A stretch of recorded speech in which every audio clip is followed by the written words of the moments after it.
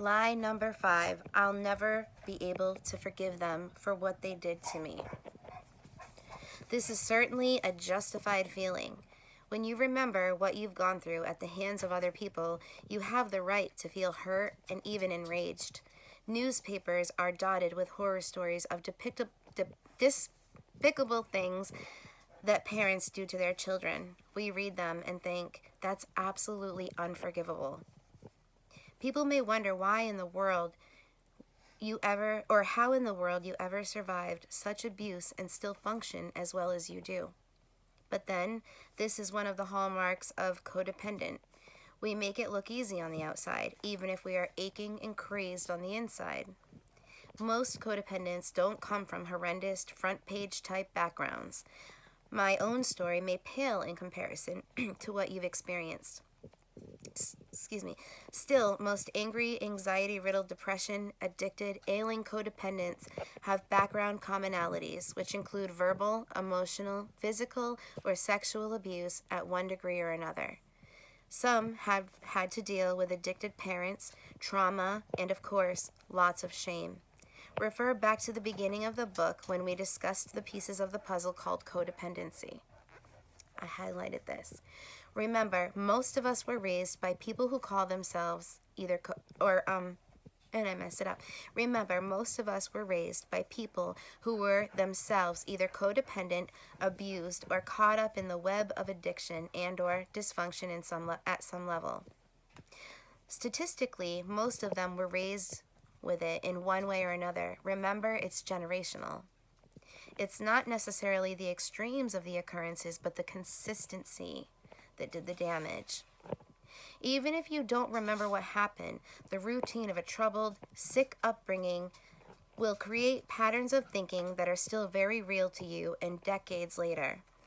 It's possible the most powerfully damaging occurrences contributing to you becoming codependent looked innocent to the world: the lack of nurturing, the absence of affection, or withholding of acknowledgement. Being made to feel responsible for things you didn't even understand at too young of an age because the adults were out of control due to addiction, emotional instability, etc., is also a cruel burden to put on a child. Today, your life is still a mess because of the things that happened to you as far back as infancy or as recent as 10 minutes ago. This really made me become attentive. I'm going to say that again. Today, your life is still a mess because of the things that happened to you as far back as infancy or as recent as 10 minutes ago.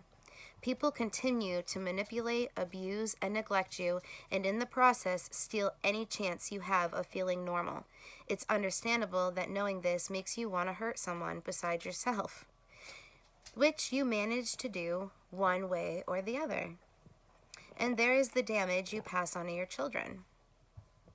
When you think about the lost opportunities, the premature aging, the physical problems you've developed due to endless stress, the loss of your innocence, the nagging sense you are somehow guilty no matter what happens, not to mention the obvious, you are cursed with the characteristics of being codependent. How do you forgive people who are supposed to protect you but instead saddled you with all these problems?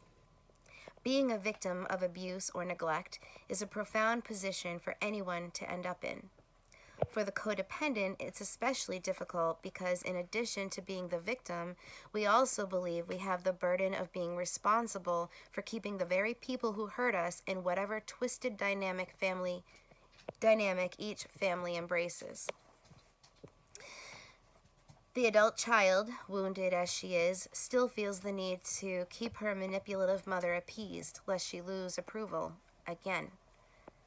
The grown man is afraid to confront his alcoholic father for fear of rejection or attack. The battered or neglected wife continues to put up with her cruel husband because she is thoroughly convinced, thanks to his endless rants, that no one else would ever want her. Or she goes under the knife again and again to attain the perfect body for a man who thinks of her as a trophy that he can show off. It's possible to feel guilty trying to forgive when the forms of dysfunction put on you were so subtle, yet consistent, you're not sure you were even really abused. Forgiveness, like a Forgiveness seems like a distant, unimportant word when faced with these daily realizations.